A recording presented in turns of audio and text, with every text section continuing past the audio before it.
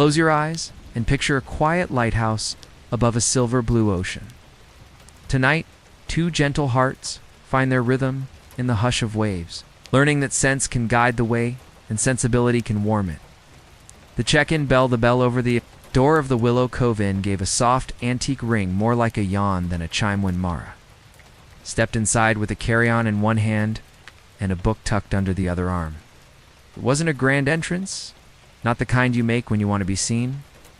It was the entrance you make when you've promised yourself something tender. A weekend of quiet where your thoughts could arrive a few steps ahead of your worries, and find a seat by the window. The lobby smelled faintly of lemon oil and salt air. Big old windows framed a slate blue horizon, the ocean breathing in slow, easy miles. A braided rug sprawled across the floor like a soft, well-worn map. Near the desk, a ceramic bowl held tumbled sea glass in greens and frosted whites, a small museum of softened edges. The inn's guest book lay open, names traveling down the page in brave loops and careful print.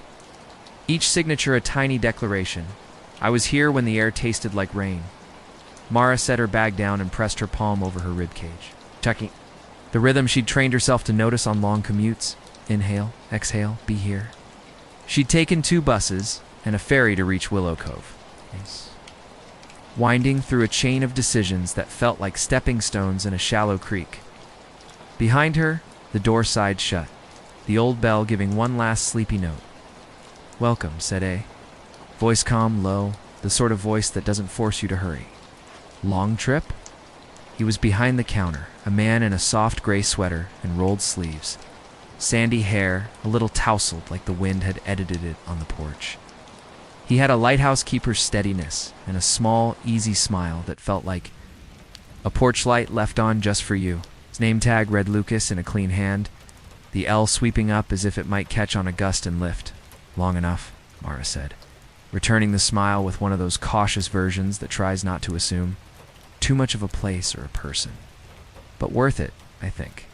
It usually is. Lucas reached for the ledger and a pen with a brass anchor on the clip. I'm guessing room 4. People who carry a book like it's a passport tend to prefer the corner with the view and the built-in shelf? Mara laughed softly. You assign rooms by book posture, tea preference, and the way someone looks at the horizon, Lucas said, lightly teasing. You looked at it like a question you're ready to answer. He slid the ledger forward. Mara signed, her name unfurling, and under it, she wrote the date August, easing toward fall and paused. The pen felt pleasantly heavy, like it had belonged to 100 hands and kept all their messages safe. She thought of the weeks she'd pressed through mails and expectations, close calls, and almost sand the decision that had nudged her in the night like a friendly elbow. Go somewhere that remembers how to be quiet. It's your first time. Here, Lucas asked. It is. A friend mentioned the lighthouse, she said, his eyes flicking to the window where it rose from the bluff a white column with a black cap, simple as a sentence that tells the truth. Harbor light, Lucas said. It's a gentle guide. Doesn't demand. Just hold steady. Mara let the phrase settle. Gentle guide. Hold steady. She realized she'd been craving those exact qualities, the way you crave a certain kind of weather without knowing it by. Name I came for that, she said, for steady. Lucas slid a brass key across the counter. Attached was a small wooden tag, sanded smooth with a hand-painted number 4 and a tiny lighthouse in blue. Room 4 is up the stairs, end of the hall on the ocean side. Window seat quilt that's better than it looks, and a shelf that always takes one more book. There's chamomile in the canister by the kettle if you want to brew something warm. Chamomile? Sounds perfect. He nodded toward her book. What did you bring? An old copy of Sense Sensibility, she said, patting the worn cover. I haven't read it since college. Thought I might listen to the wind and hear it differently now. Lucas's smile tucked in a little deeper at one corner as if tacking into the wind. Then you'll like the way the lighthouse hums after. Dusk. People swear it turns pages for you. Does it read out loud? Mara said, going along with the joke because she wanted to feel light and because playful is a cousin to peace. Only the good parts, Lucas replied, which in that book is most of it. He gave her a small map of walking paths drawn in. pencil-tiny loops and neat arrows, and on the bottom, he'd added a soft note. If the fog comes in, just follow the sound of the bell buoy. It knows the way home. The handwriting was calm, as if even letters could be unhurried here. Mara lifted her bag and felt the weight shift. Not just of the canvas and zippers, but of the last few months' things she'd carried, because she thought putting them down would mean she'd drop something important. Now, at the edge of the sea, she suspected that what mattered had a way of floating on the stairs. The banister was warm under her palm. At the landing, a big window pulled the ocean. Inside, like a slow breath, she stood for a minute and let her eyes soften until the white seam of foam became a ribbon and the sky's pale blue washed the edges of everything. The sound of the waves was less a noise and more a presence. Not here to impress her, just to be what it had always been. Room 4 smelled faintly of sun-dried cotton and lemon. The window seat was deep enough to tuck both knees up. The quilt was hand-stitched, a cheerful chorus of blues and creams. On the desk, a little card in the inn's neat hand said, "If you're reading, you're home." To it sat a ceramic mug stamped with a tiny lighthouse and a saucer of wrapped shortbread cookies with sugared tops. Like pale seashells, Mara set the book on the sill and loosened her shoulders. She moved as if the room might startle if she made a sudden sound. Then, feeling a friendly bravery, she kicked off her shoes and curled into the window seat. Down below, the path to Sense Sensibility was a slender, meandering thread. Her eyes fall into sentences that felt like old stones. Had decided again and again to go see what the horizon had to say. Outside, the gulls stitched slow arcs across the sky, and a single sail sketched a white line on the water like a signature you leave only once. After a while, kettle clicked itself off on the dresser tray. A small kindness Mara hadn't set, but the staff had thought to prepare. She brewed chamomile, watched steam rise and soften in the window light, thought about the words sense and sensibility, how they'd meant one thing to her at 20 and another at 30 and something else now. Sense is a compass, sensibility. As a lantern, both are helpful, neither enough alone. She sipped, tasted apple and straw and a handful of summer. The tea reminded her of childhood evenings when the air ran cooler over sunburned skin and the crickets, tuned up like a tiny orchestra. She didn't feel young, exactly. She felt allowed to rest, allowed to not perform, allowed to exist like the sea exists, completely without explanation. There was a soft knock at the door. Mara set the mug down and stood. The floorboards, giving a gentle creak like a greeting. She opened the door to find Lucas holding a small wicker basket lined with a striped napkin. "Tea companions," he said. "Shortbread and a jar of honey from a local beekeeper who swears the lighthouse keeps his bees calm." "That's a lovely superstition," Mara said, taking the basket. "Thank you. We'd like to curate the peaceful myths," Lucas replied. "They tend to come true more often than you'd guess." He hesitated, not awkwardly, but like he was checking the weather of the moment. "We do a little blue. I'll walk up to the lighthouse around sunset, if you'd like to join. No pressure, some guests prefer to stay with their books. But the lens starts to glow just before the light turns, and it's a nice thing to see with friendly strangers." Mara felt a tug, part curiosity, part the warm nudge of his tone. She had come here to be alone, but not to feel lonely. "Think I'd like that," she said. "What time?" "Meet on the porch in about an hour. Bring a sweater. It's the breeze." Likes to play host. When he'd gone, Mara set the basket on the desk and smiled down at the honey jar. The label was hand-lettered, a little uneven, the tiny sketched lighthouse beside the words Harbor Light Honey. She dipped a spoon, just enough to coat the tip and tasted sun and wildflower, a sweetness that wasn't a shout, but a hum. The hour, unspooled in a soft, unremarkable way. She read a few pages, then simply watched the waves. The world had trimmed itself to essentials: light, wind, words. When she rose to find her sweater, she found herself humming without realizing it. A feeling, like gratitude but quieter, steadier, sat near her collarbone. On the porch, a few other guests had gathered, an older couple standing close, as if they were a single idea. Woman in a red scarf who looked like she collected stories the way some people collect shells. and a young man with a sketchbook open to a page full of lines that already looked like swaying grasses. Lucas leaned against a post, a basket slung in the crook of his elbow.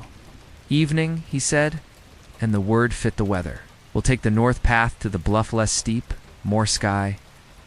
They walked in that companionable silence that makes room for small things, crunch of gravel, the whisper of grass, the way the air cools the moment the sun decides it's tired.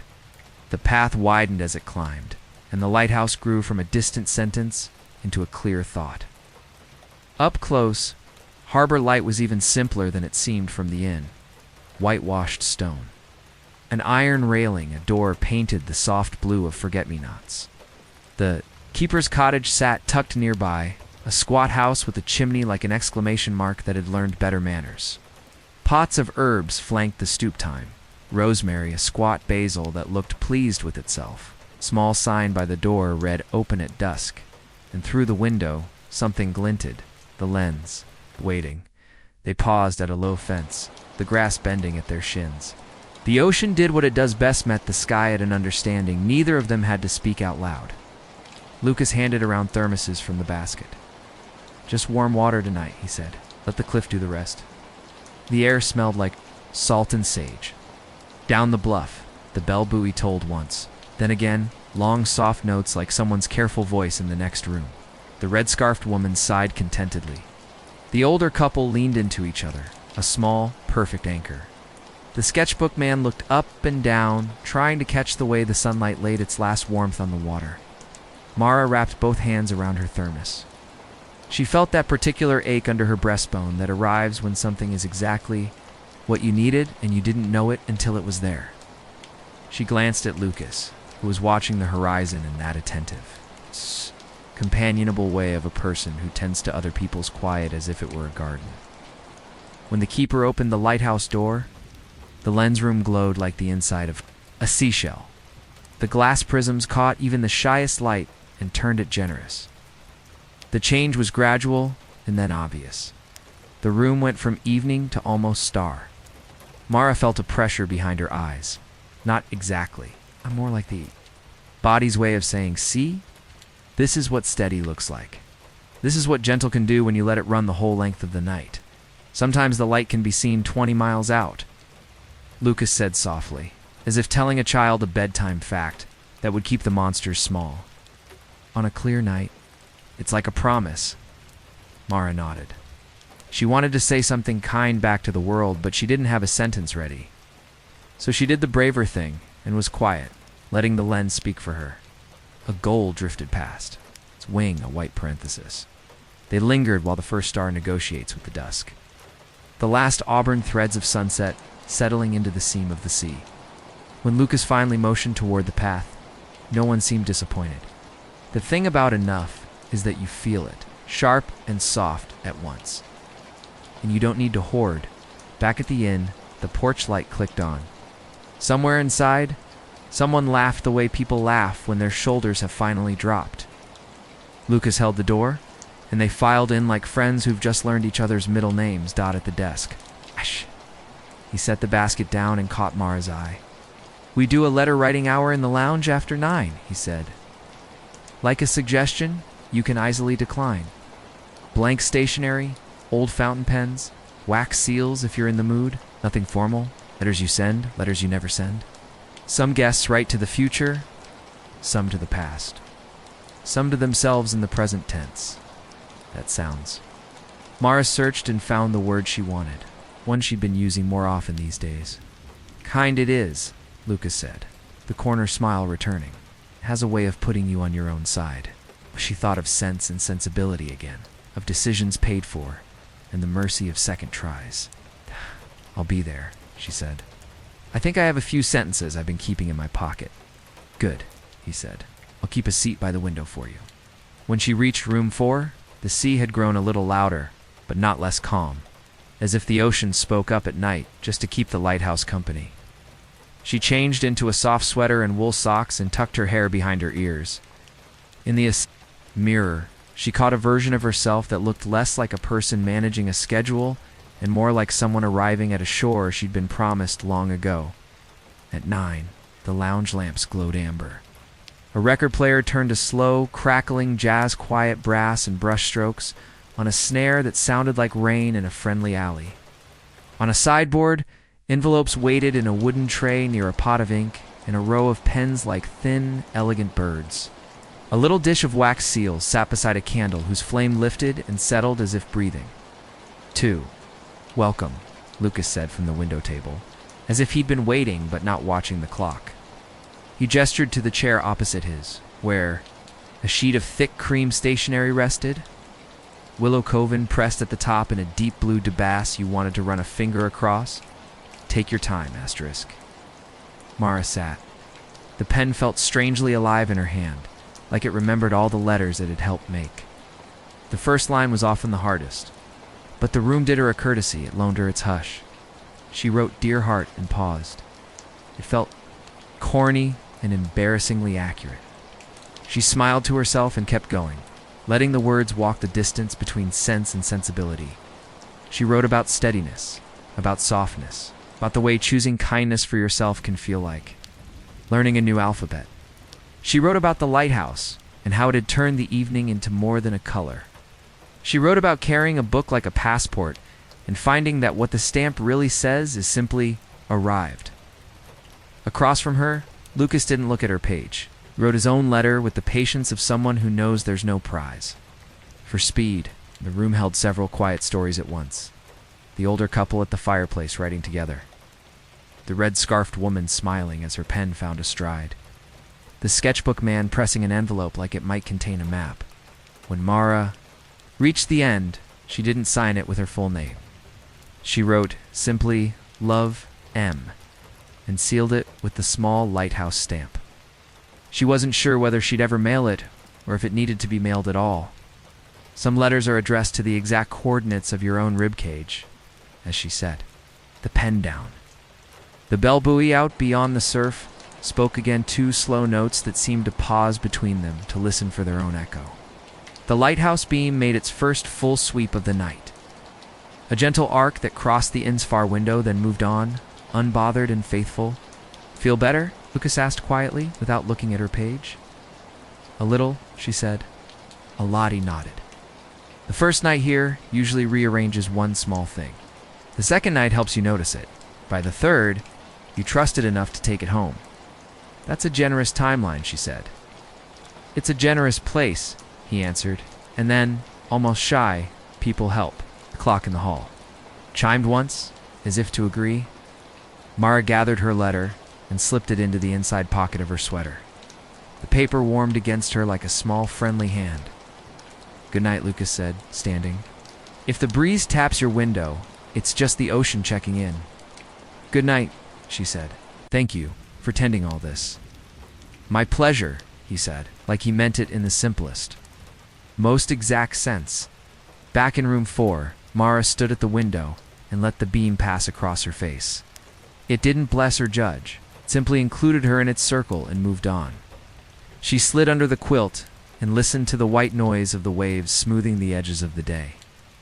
She thought of sense and sensibility again, of the way a lighthouse is practical to its bones and still, somehow, poem.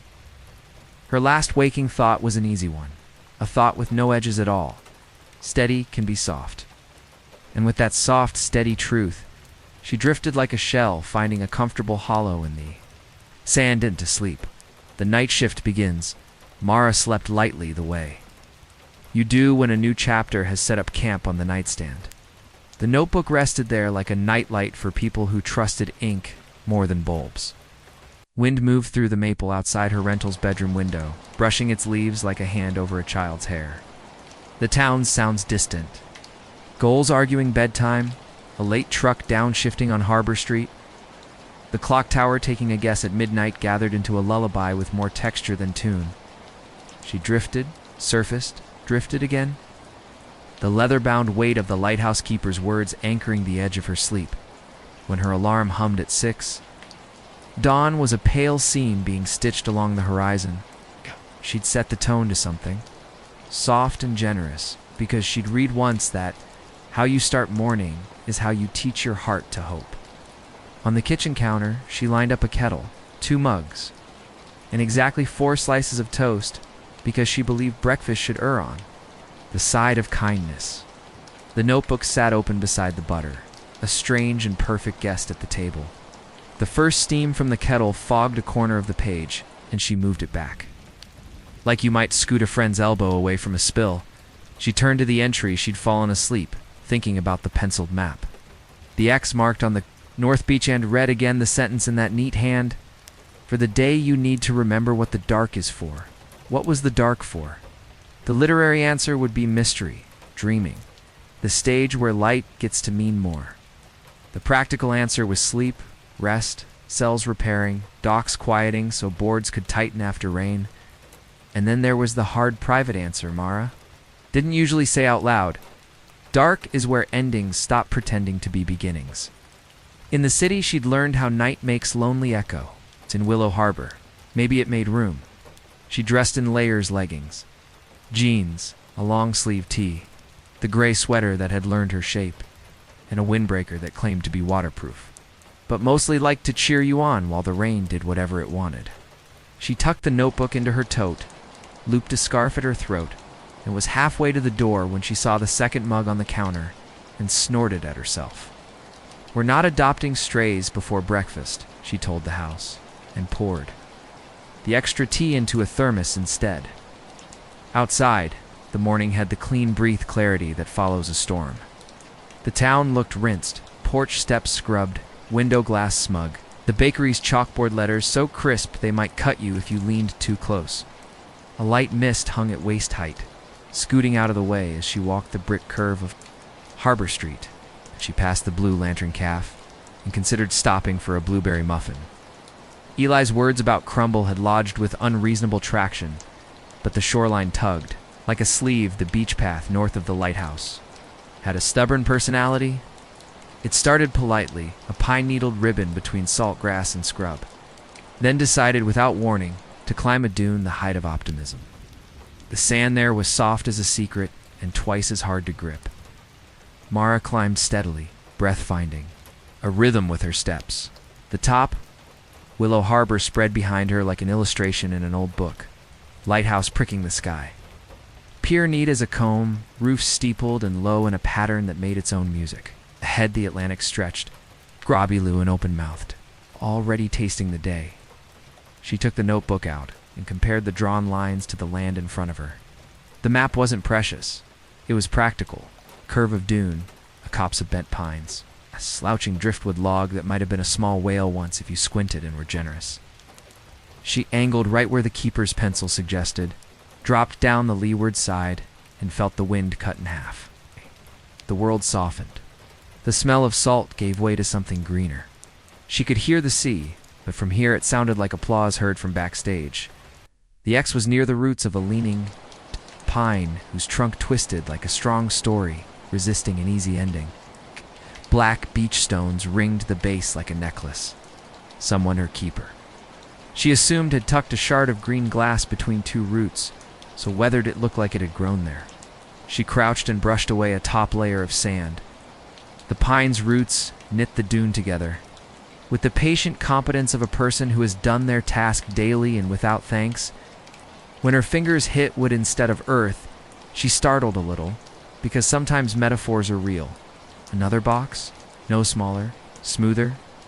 She dug until she could pry free a cedar cigar case, the grain water dark, the brass hinge as humble as a whisper.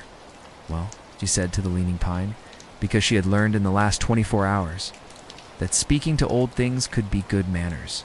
It looks like your friend left you company. She sat cross-legged and opened the case. Inside, wrapped in oilcloth that still smelled faintly of lamp and weather, lay a brass pocket compass, no bigger than the circle you make with your thumb and forefinger. The lid had been polished more than the body, as if someone's thumb had gone there every morning like a blessing. The needle quivered, thinking. On the inside of the lid, a line of words scratched with deliberate exactness. When you can't. See the light. Carry the keeper. Mara held it flat on her palm and watched the needle settle its mind. North. It pointed the way everyone agreed upon. The way maps codified, the way hikers depended on when the trail went shy. But the sentence on the lid tugged her attention sideways toward Something truer and less cartographic. Carry the keeper. She looked up and around and let the idea loosen in her chest. Maybe some nights you don't get a beam. Maybe some mornings you bring your own. Maybe the point wasn't to stand on cliffs waiting to be rescued by a brilliance you couldn't control. Maybe it was to remember you could hold a small, steady surety in the cup of your hand and take the next right step. What are you grinning at in the dunes at this hour? A voice called, amiable as a porch neighbor. Footsteps thudded down the far side of the ridge, and Eli's head appeared, hair even more damp defiant than usual. Hood up, shoulders dusted with sand like he'd been Mara particularly blinked, hugged by the then morning, laughed. caught but not embarrassed. A new trick for her. Either I have a very expressive face, or you brought binoculars. Neither, he said, dropping into the sheltered hollow beside her and balancing his bike. At the top of the slant, he held up a paper bag that looked promisingly greasy, brought proof that the blueberry crumble theory remains robust. He peeked into the cedar case and let out a soft whistle. And you brought treasure before breakfast. We are dangerously good at Tuesdays. It's Wednesday, she said. I was testing your internal calendar, he deadpanned, then sobered into something gentler when he saw the inside of the compass lid. He didn't touch it. He had a healthy respect for artifacts that belonged to other people. Carry the keeper, he read. I like whoever carved that. Sounds like they had an eye for sending notes through time. They wrote the map note, too, Mara said, and told him about the attic, the trunk, the notebook. Mrs. Quill's porch pledged to spectate respectfully. The words came easily. Some people made you feel like telling made a thing fragile. Eli made telling feel like varnish, bringing out the grain. Protecting it from weather. He listened the way carpenters measured Weiss, with attention nodding. At the places that asked for it, letting silence hold the parts that didn't need commentary. He said, eventually there's a shoal off the point they call the keeper's shoulder.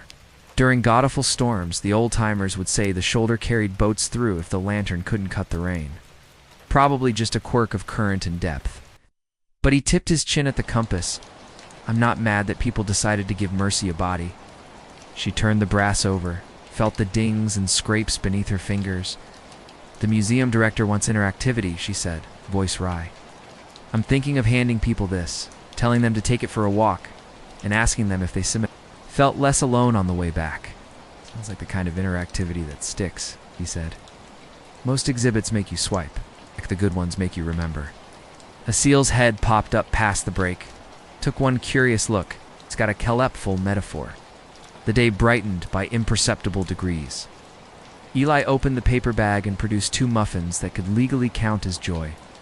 Trade, he said. 1 blueberry miracle for 1 story about why you really came here.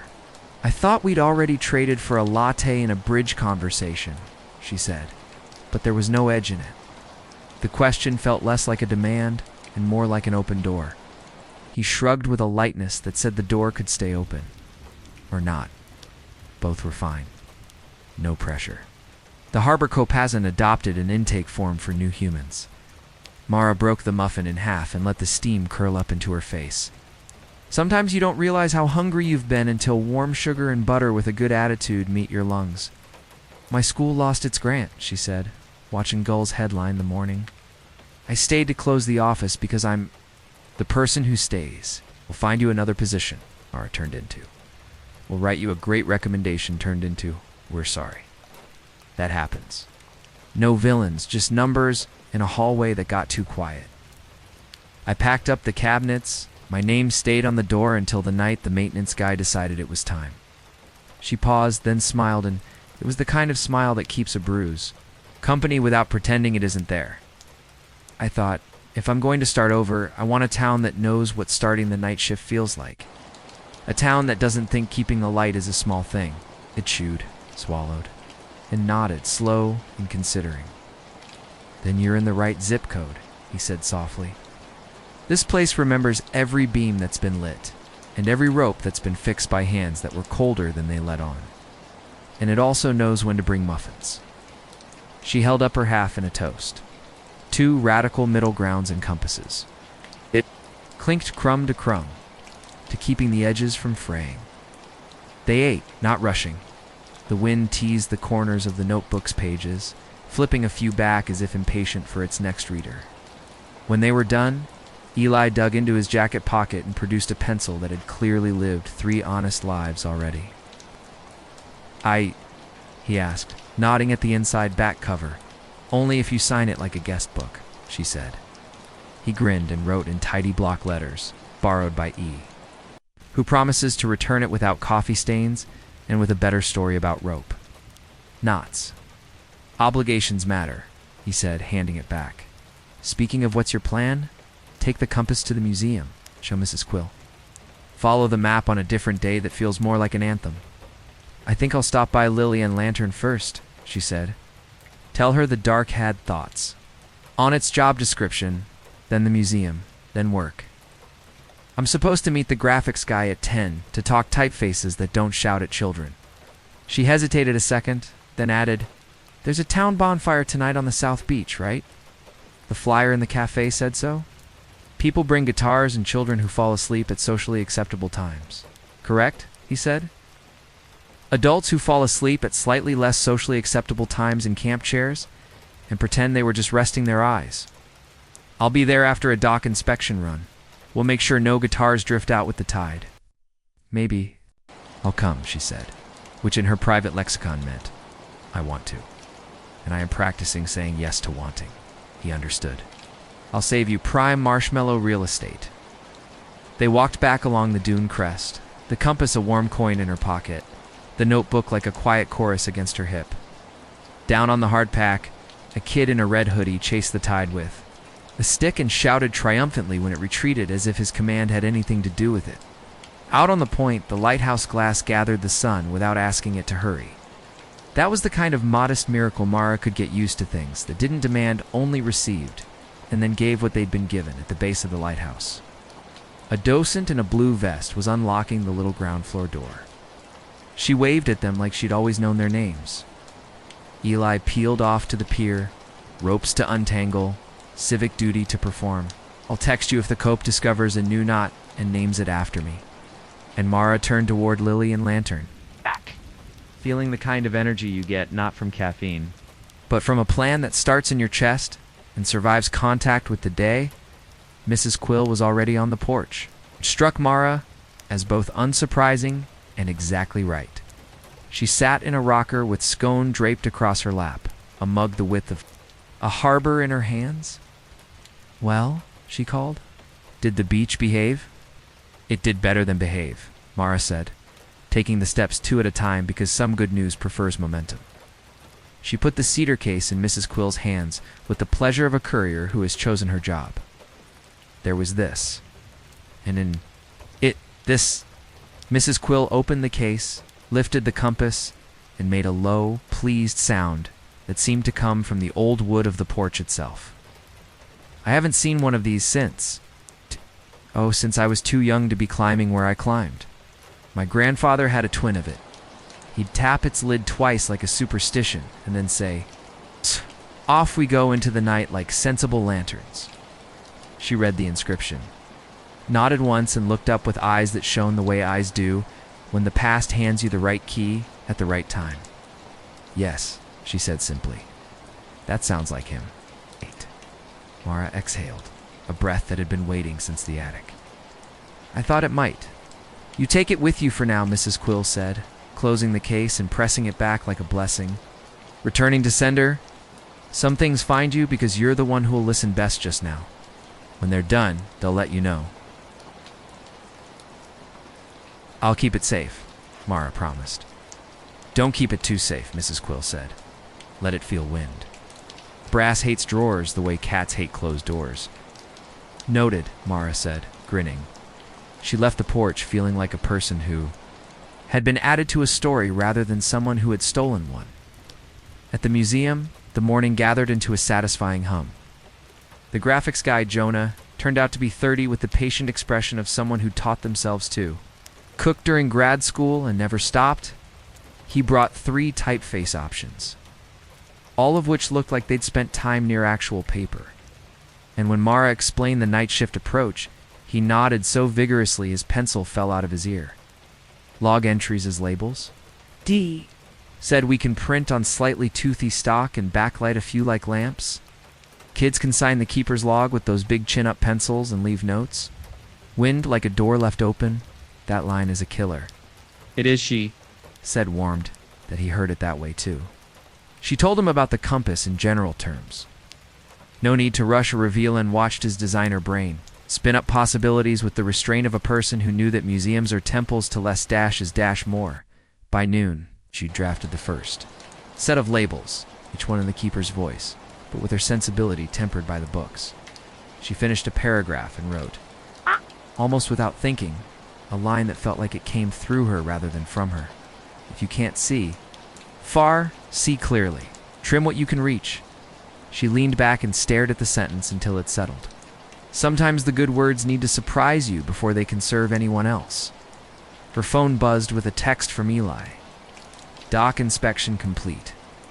Discovered rope tangle that looked suspiciously like a rash decision trying to hold 3 boats together with a promise. Remedy applied. Patience and actual knots. She snapped a picture of the label draft and sent it with. Learning to write like a lamp. His reply arrived in under a minute. Best genre I know. The afternoon slipped by in the best. Way work, and a walk to the cafe, and a call to her sister that included the sentence, I think I found a compass in a dune, and it told me to carry the keeper. Followed by a pause, and then delighted cackling, because her sister always appreciated tidy metaphors, with messy edges. Mara went home to drop her bag, then doubled back to the South Beach as the town funneled toward the bonfire with blankets and coolers. And the kind of optimism you need when coastal wind decides it wants to be noticed by the time she arrived. Dusk had gone from lavender to navy, and the fire was a living, articulate think-rackling. Sighing, leaning, flinging up sparks that the sky swallowed without complaint.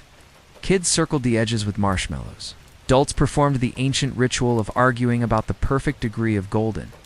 And someone strummed the opening of a song that reliably makes 3 generations hum. Mara stood at the perimeter for a moment, feeling heat on her cheeks and cool on the back of her neck. The compass weighed a steady coin at her hip. Eli appeared at her elbow like a tide coming in, exactly when the chart said it would. Prime marshmallow real estate secured, he said, gesturing to 2 camp chairs that had seen better summers and were better for it. He handed her a roasting stick that had been whittled smooth as a secret. I took the liberty. Thank you, she said, and meant, for the chair and the stick, and the consistent way you show up, without taking up the whole horizon. They sat, they watched, they didn't narrate. A woman with steel gray hair sang harmony to a teenager's lead like grace itself. A father convinced a toddler that sand in a shoe was not a crisis, but an opportunity for wriggling. The lighthouse threw its beam across the water 1-2, then tucked itself back as if modest. When Mara finally spoke, her voice was soft enough that it tucked into the bonfire's low drift of sound, without asking anyone to hush, I think. I've been trying to be the light, she said, at work, in my family. Like if I faltered, people would run aground, which is dramatic and not true, but feelings aren't famous for accuracy. Today the compass suggested maybe I'm allowed to be the keeper instead. Show up, trim the wick, carry the tools, trust the mechanism. Let the light be the light. Eli didn't rush to approve or translate. He sat with it. That sounds like a promotion, he said at last, smiling sideways. It feels like a relief, she said. Wind tugged her scarf, and without thinking, he caught the end and folded it once at her shoulder, neat and competent. It was nothing, practically, and also everything, a human-sized gesture that said, I see a loose edge. Allow me to help without rewriting your story. The fire snapped. The song changed. The lighthouse kept its metronome promise. In something. In Mara's chest uncoiled, not like a wound, but like a rope neatly stowed at last. Night. She realized wasn't only for endings or only for sleep.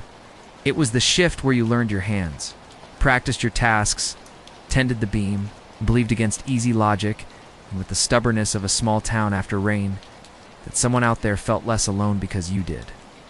Tomorrow, Eli said after a while, a conversational ember he blew on just enough to make it glow. "If you're free, I could show you the keeper's shoulder from a skiff.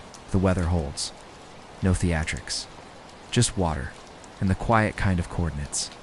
She smiled into the heat.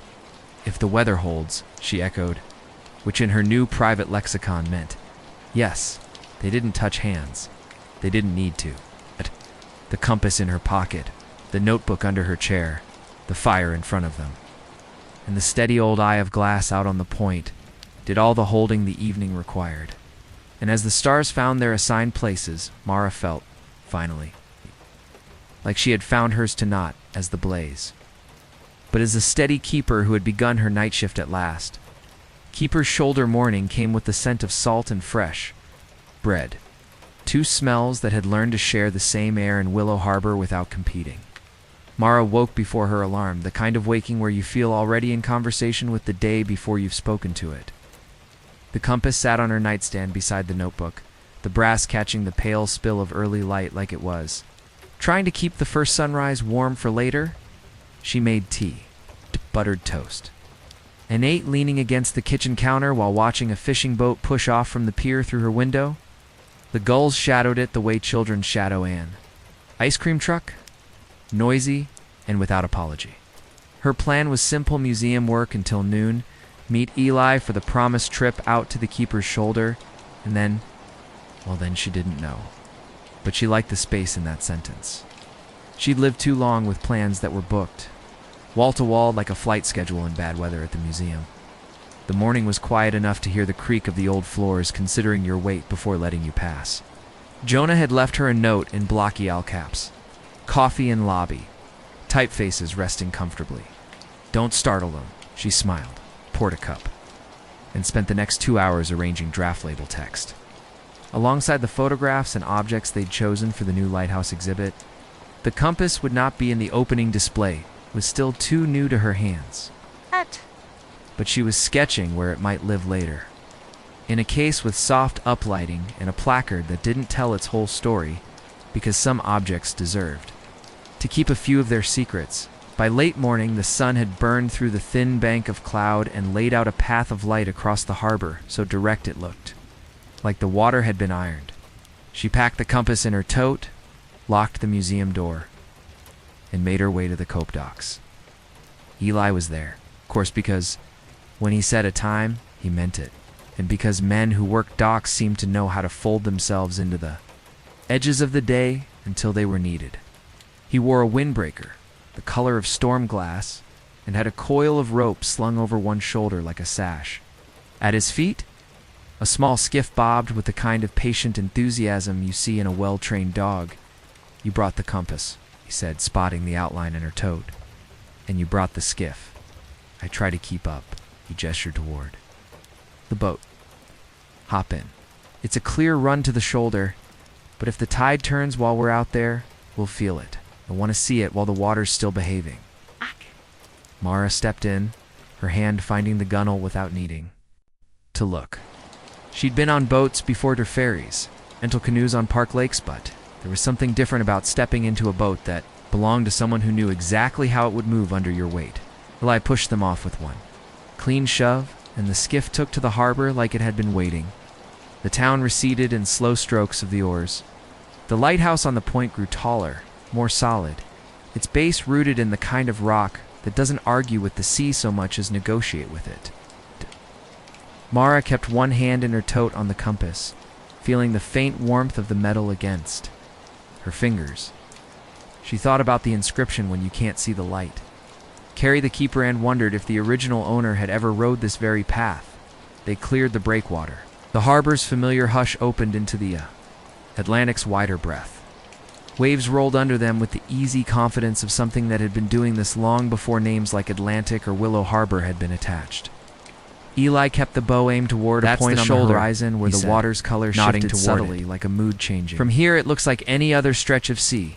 The depth change is just enough to take the worst sting out of the storm swells. If you're in trouble and the light can't reach, you, getting here, can give you the margin you need to figure out the next move." Was it luck that people found it first? Or skill? He smiled without looking away from the water, Both, probably. Luck to be in the right current, skilled to remember it and tell the next person. They drew closer, and Mara saw the waters. Surface shift still rolling, still alive, but calmer. Like the ocean had dropped its shoulders and exhaled. She felt the change in the boat's movement too, the way it steadied, the small creaks of the wood changing tone. Eli shipped the oars and let them drift. "This is it," he said simply. "Nothing dramatic," which is exactly the point. She took the compass from her tote and held it flat in her palm. The needle didn't flinch. North was still north. But something about holding it here, in this quiet seam of water, made the inscription feel less like a metaphor and more like a set of coordinates written for her alone. "What would you put on the placard if this were in the museum?" she asked. Eli leaned back, eyes on the sky. "I'd put, 'Here, the sea remembers how to be kind,' and I wouldn't explain it further." "That's better than anything I've drafted so far," she admitted. "Good. Then we'll call it a collaboration." They drifted for a while. He told her about storms he'd watched from the Kupi Pier, the way the waves could turn the air white. A single time he'd seen lightning strike the water so close it left a hiss like poured sand. She told him about the lighthouse stories. In the notebook, how some entries read like weather reports and others like confessions, and read one aloud: "Wind from the east tonight. Keeper says the light feels heavier on these nights. We keep it anyway. That's the job," he said softly. "Keep it anyway." A gull circled overhead, its cry short and clean. Eli pulled the thermos from under the bench and poured them each. Coffee. It was strong and a little too hot, the kind that wakes up not just your mouth but your whole set of shoulders. They sat side by side, drinking, the boat rocking in a rhythm that made time feel negotiable. Eventually, he looked over at her with a small half smile. "Do you want to row us back?" She raised her eyebrows. "Is this a test?" "It's an invitation." She switched places with him carefully, feeling the boat's centerline under her feet. The oars were heavier than she expected, and her first stroke was more splash than glide. But Eli didn't correct her, just matched her rhythm from the S. Bow, offering the occasional word when she wanted it, letting her figure the rest out by feel. By the time the breakwater came into view again, she had found a stroke that felt almost natural. "You row like you read," he said as they neared. "The dock, how's that? You pay attention to the spaces between things." She decided to take that as a compliment. Back at the dock, he tied the skiff with practice loops that looked almost lazy until you realized how exact they were. They walked back toward the square together, the lighthouse at their backs. And Mara realized she was already thinking of when she'd returned to the shoulder knot as a tourist. But as someone who had been shown the way, at the corner near the cafe, Eli paused. "I've got to check in at the Cove," he said. But he hesitated, then went on. "There's a meteor shower tonight. You can see it best from the dunes north of the lighthouse. You want company? I'll bring blankets." That familiar tug-of-war between keeping her promises to herself and recognizing when a new one might be worth making. This time, the answer came easier. "Bring an extra blanket," she said. "The dunes get cold after dark." His smile was quick, but not careless. "They do. I'll meet you at 9. 9, she agreed. They parted at the corner, and she walked home with the compass still warm in her hand. The shoulders quiet, still moving in her bones, and the sense that maybe she was finally learning. The difference between carrying the light and knowing where to stand when it found you, the Meteor Watch by late afternoon. Willow Harbor had shifted into that soft golden mood it saved for days when the weather decided to be gentle. Sunlight pooled on the brick of Harbor Street made the cafe's chalkboard sign throw a shadow sharp enough to read twice, and gilded the windows of the Lillian Lantern Inn until it looked like a postcard someone had painted with more affection than skill. Mara worked at her kitchen table until almost 6, her notebook and the compass lying beside her laptop as if they were on staff, then finally pushed her chair back and stretched. Asterisk. She could feel the evening building itself in the air. Nights with meteor showers always seemed to collect a kind of shared anticipation, even among people who wouldn't actually stay up to watch. The forecast called for clear skies, light wind conditions, sailors, fishermen, and star watchers, all celebrated for different reasons. She made a quick dinner of grilled cheese and tomato soup, the kind of meal that forgives you for not fussing over it, and then layered on clothes, leggings under jeans, a thermal shirt, her gray sweater, and the windbreaker. Into her tote went a thermos of tea, the compass, and a blanket that had the weight and warmth of a loyal dog by the time she stepped outside. Twilight had begun its slow handoff tonight.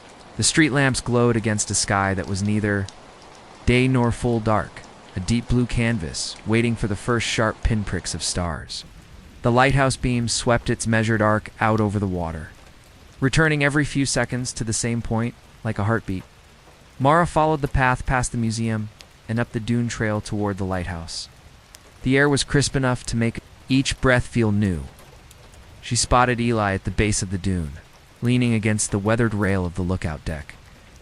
He was easy to recognize even in the dim windbreaker hood down. Hair ruffled by the breeze, a duffel bag slung over one shoulder. A folded blanket was tucked under his arm, and a lantern old-fashioned. Glass pane hung from his other hand. "Hey," he said when she reached him. "You came prepared. I don't plan to freeze for the sake of romance," she said. Smiling, "That's for tragic novels." "Good policy," he agreed. "Come on, the dunes will block the harbor lights." They climbed the sandy path together, their steps making that muted shuffle only dry sand can make. The moon hadn't yet risen, so the world was shades of blue and gray, the horizon a dark seam between sea and sky. At the top, the dunes dipped into a natural hollow, shielded from the wind by tall grasses and a scatter of scrub pines bent into elegant angles by years of salt air. Eli spread his blanket in the sand, and Mara set hers beside it so they overlapped just enough to feel like one space. He lit the lantern, setting it low between them. Its glow painted a small warm circle, the kind of light you could lean into without squinting. "It won't mess with the stargazing," he explained. "Just gives us a little island until our eyes adjust." They settled in the sand shaping itself to their weight. Above Mara them, poured the first tea stars stars had had begun begun to show and faint handed him but a mug. certain, like promises. He in their accepted it without earliest looking draft. away from the sky. The air carried the layered It's going to scents start of salt, slow, he pine, said. and the faint Just smoke one from or two someone's every few chimney down minutes. in town. And then he made a quick, Only diagonal sound was the slash ocean with his his, steady hush free beyond him, the dunes, like someone up the there rhythm so decided to empty constant their it felt like pockets. it was part of their breathing. She sipped her tea, Asterisk. letting its heat travel through her. "Have you always watched meteor showers?" "Since I was a kid," he said. "My dad called them skyfish. Said you had to cast your wish line quick, or they'd slip away. I used to lie out on the roof of whatever house we were in that year, trying to count them all before my mom called me inside. Later, when I moved around on my own, I kept the habit. Something about watching light burn across so much dark, it's hard not to take that personally." She thought about that. As they both tilted their faces toward the stars, the dark here didn't feel empty. It felt like a stage. And the meteors, when they began, were both performance and proof that even the most fleeting things could be brilliant. The first streak came 10 minutes later. A quick silver brushstroke low in the east. Mara caught her breath. "That was fast. They don't waste time," he said. "See it, you feel it, and it's gone. But you carry it, you know? In here." He tapped the side of his chest. Another meteor flared. Longer this time, burning green-white before vanishing. She realized she was smiling without meaning to. "Do people actually make wishes?" she asked. "I do," he said, matter of fact. "And do they come true?" "Sometimes, not always. But the act of making them reminds me I still want things. That's its own kind of win." She nodded, feeling the truth in that.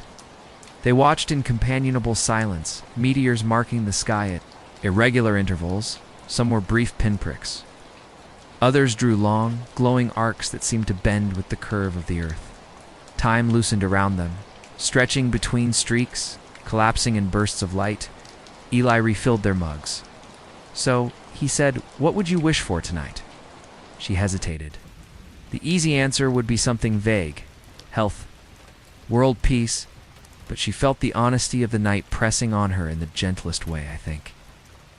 "I'd wish to keep this feeling, this calm, the sense that I don't have to be anywhere else right now. That's a good one, he said quietly. You might get it. What about you? She asked. His smile was small, but warm. I'd wish to keep seeing things through your eyes. You noticed the edges? I like the edges. The lantern flickered, catching the gold in his gaze. For a long moment they didn't speak, just listened to the ocean and watched the sky scatter its gifts. Eventually, a meteor brighter than the rest sliced directly overhead, leaving a trail that lingered for several seconds. Instinctively, Mara reached out her fingers, brushing the back of his hand where it rested on the blanket. He didn't move away. Instead, he turned his palm up, letting her fingers slip into his. The contact was light, unassuming, but steady-like. The beam of a lighthouse sweeping its arc again and again without needing to announce itself. They stayed like that, hand in hand until the meteor shower began to thin and the cold deepened enough to make their breath visible. Eli glanced at her and nodded toward the lantern. Ready to head back? She nodded. But neither of them let go until they were on their feet and brushing sand from their clothes. He shouldered his bag, she slung her tote, and together they followed the narrow path back toward the lighthouse. Behind them, the dunes kept the memory of their shapes. Above, the stars kept moving, indifferent to being wished upon. At the base of the lighthouse, they paused. The beam swept over the water, then back again. Mara looked up at it, then at him. Thanks, she said. For the blanket, the tea, the company. Thanks for saying yes, he replied. That's the harder part. She smiled, not denying it. Good night, Eli. Good night, Mara. See you on the next shift. She walked home with the compass in her pocket and the warmth of his hand still in hers. Even after the air had taken back its chill, the keeper's test by the next morning, Willow Harbor had pulled a different face from its drawer of moods. Gone was the gentle gold of yesterday. In its place, a restless gray sky with wind already threading through the alleys. The lighthouse beam was still visible even in daylight, a pale, ghosted arc sweeping the water as if reluctant to clock out. Mara woke with the kind of clarity you don't get from coffee, knowing she'd dreamt of something important but not remembering exactly what. The compass lay on her nightstand, lid closed, brass warm from the room. She tapped it once, as if testing to see whether it might answer. North stayed north, keeper stayed quiet. She'd planned for a desk day at the museum, finalizing text, moving object lists into the database, but the wind's tone made her linger at the window longer than usual. Out past the breakwater, the surface of the water was rougher, choppier than she'd seen since she'd moved here. Not dangerous yet, but restless. By mid-morning, she was deep in label revisions when the museum's front door rattled open against a gust. Jonah stuck his head in, cheeks flushed from the wind. Harbor cops calling in help, he said without preamble. One of the smaller fishing boats is limping in. Engine trouble plus tide shift. Eli's out there already. They're asking for a couple extra hands on shore. Mara's first instinct was that she wasn't the right person for the job. She could move a chair, shelve an artifact, edit copybud, docks, ropes, wet decks. That was someone else's skill. Set. Still, something in her chest said go, the same way it had said follow the map to the dunes. She closed the notebook, slipped the compass into her pocket, and grabbed her windbreaker. The harbor was a different place in weather like this. The wind carried a bite, bringing with it the smell of churned-up seaweed and diesel. People moved. Faster, more deliberately, voices raised over the slap of waves against the pilings. Mara spotted Eli on the pier hood up, one foot braced against a cleat, hands hauling a rope thicker than her wrist. He glanced up, saw her, and gave a quick chin lift toward a coil of line near the dock. You can help me with that one, he called, voice carrying just enough to reach her without being a shout. She moved to the coil, found the bitter end of the rope, and waited for his cue. He worked with the kind of focus that didn't waste words, eyes on the boat approaching through the chop. It was a small vessel, painted a fading red, rocking more than was comfortable. Two men in yellow slickers were at the bow, one waving to signal they were ready to toss the line. Asterisk. Okay, Eli said to her. When they throw it, don't try to stop it. Dead it'll yank. Just guide it around the cleat. Keep tension steady. Nodded, heart kicking a little faster. The line flew heavy, wet, smelling of salt and fish, and she caught it against her hip, the way he'd shown her with a length of lighter rope the other day. She looped it once, twice, feeling the pull. As the boat's weight came into it, her boots slipped half an inch on the damp wood before she found her balance. The rope strained, then eased as Eli took the other side, tying off with efficient practice knots. The boat bumped the dock, not gently but not dangerously, and hands reached out to steady it. The men climbed out, voices low and relieved. Mara stepped back, letting her own breath match the rhythm of the waves now that the urgency was past. Eli came over, pulling his hood back. "Nice work," he said simply, as if she'd always been meant to stand there. "I didn't do much," she said. "You did exactly what was needed," he countered. "That's the job." The words landed in her chest with a weight she recognized. From the keeper's notebook, it's not being the hero, not making the rescue a launch, just holding the line so the rest could happen. They walked together toward the coop's main shed, wind pushing at their backs.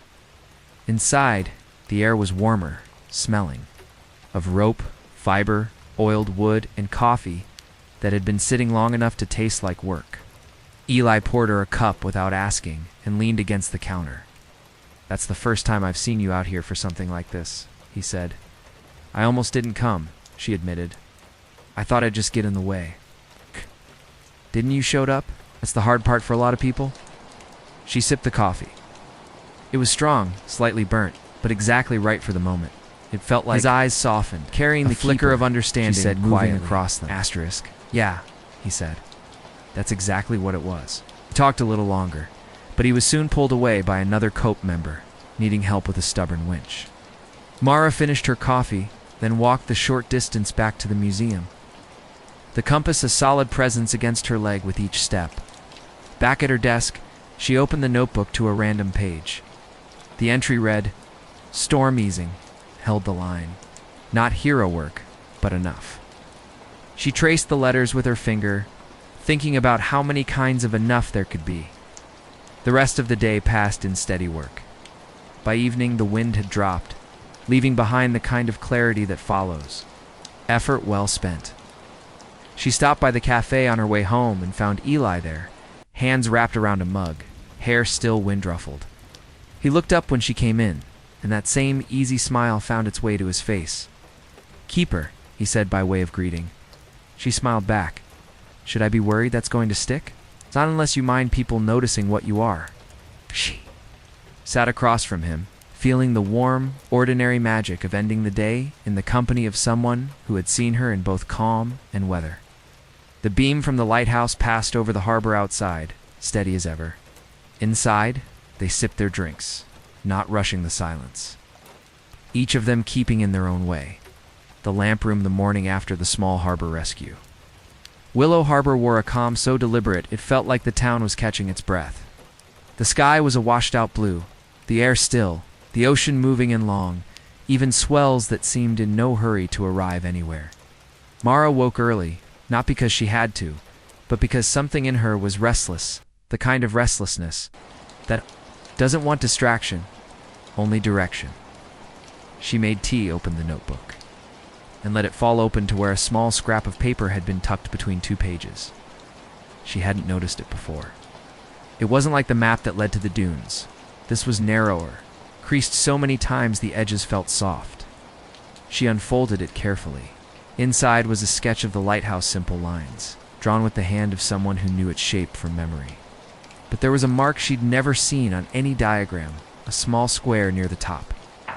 Just below the lantern room, labeled Keeper's Step, in faint pencil underneath. For those who tend alone, Mara stared at it. She'd been in the lighthouse 12 times since moving to Willow Harbor twice for tours, once for a volunteer cleanup day, and several times to simply stand on the path and look up at it. She'd never heard of a Keeper's Step. She slipped the scrap into her tote, along with the compass, and headed for the point. The lighthouse stood with its usual quiet confidence, white paint bright in the morning sun, the lantern glass. catching the light like it always did. The docent, a cheerful woman named Carol, was unlocking the door when Mara arrived. "Morning," Carol said. "You here for a climb?" "Actually," Mara said, lowering her voice, "I was wondering, you know anything about something called the Keeper's Step?" Carol paused with the keys in her hand. "Where'd you hear that?" "In the old Keeper's notebook," Mara said honestly. Carol's face softened into something halfway between curiosity and respect. "That's a bit of lighthouse lore. It's not part of the official tour. Come on, I'll show you." Inside, the air was cool and smelled faintly of oil and old wood. The spiral staircase rose ahead of them, iron steps worn smooth in the center from generations of boots. Mara followed Carol up, the sound of their footfalls echoing inside the tower. At the top, just below the lantern room, Carol stopped and pointed to one step that looked at first glance like any other. But on closer inspection, the tread was slightly deeper, and there was a notch in the wall beside it. "Keeper's Step," Carol said. The notch used to hold a small oil lamp. When the keeper was alone during a night shift, they'd stand here to warm their hands, check the lamp before climbing the last few steps to the lantern. It was a pause, a moment. To gather yourself before tending the light, Mara reached out and touched the iron. It was cool now, but she could imagine the heat of a small flame in the middle of a cold night. The sense of being the only one awake in a sleeping world. "It's ordinary," she said quietly. "Exactly," Carol replied. "It's the ordinary that keeps the extraordinary going." They stood there a moment longer before climbing the final steps into the lantern room. The view stretched in every direction. Willow Harbor tucked against the shoreline. The dunes to the north, the open ocean beyond. The glass prisms of the Fresnel lens caught the sunlight and threw it into rainbows on the walls. Mara took the compass from her pocket and held it up, watching the needle steady itself. When you can't see the light, carry the keeper, she thought. About the Keeper's Step, a place, not to see the light, but to prepare to tend it. When they came back down, Carol locked the door again and smiled. "Not everyone asks about that step," she said. "Most people rush to the view, but the keepers knew the view wasn't the point. The work was." Mara thanked her and walked back toward town, the scrap of paper safe in her tote. Nice.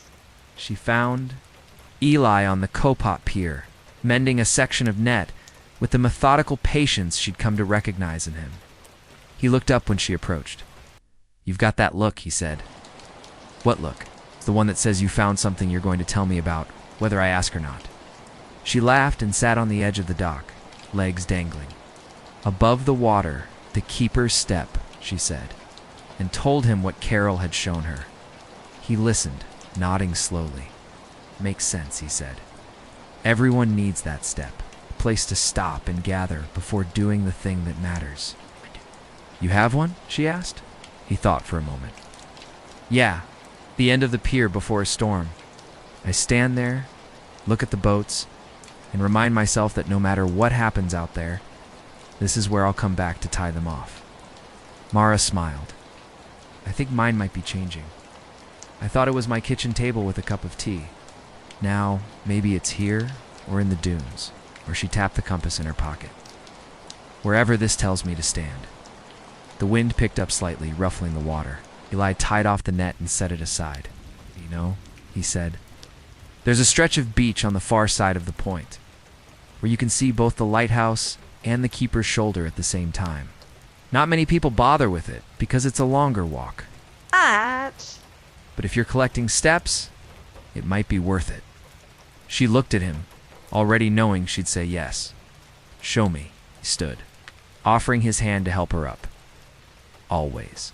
They walked along the shoreline, the tide low enough to expose ridges of sand shaped like the inside of a shell. The lighthouse stayed in view over their left shoulders, the open water widening to their right.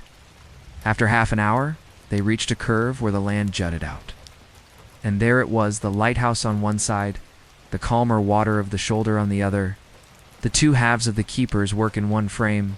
Mara stood there, the wind cool, on her face, and thought, maybe this is the real Keeper's Step, not a single place. At any moment you take before stepping into the work, the care, the keeping, Asterisk, asterisk, Eli glanced at her, reading her expression without asking. Keeper, he said softly, like it was both her name and her role. She looked back at the lighthouse, then at him. She said, I think I'm ready for the next shift. Real night shift all afternoon. The horizon wore a crease, as if the sky had been folded and set back down wrong. Willow Harbor noticed, the way small towns do. Fishermen cut their trips short.